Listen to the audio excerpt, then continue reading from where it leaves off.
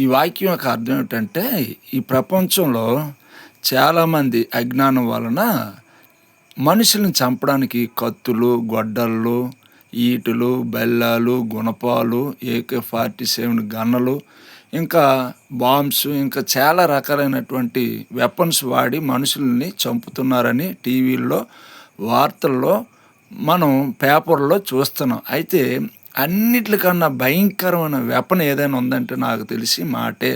మనకి దేవుడిచ్చినటువంటి ఈ నోటితో మంచి మాట పలికి ఇతరులు మనం ఉన్నతమైన స్థితిలోకి చేర్చగలం.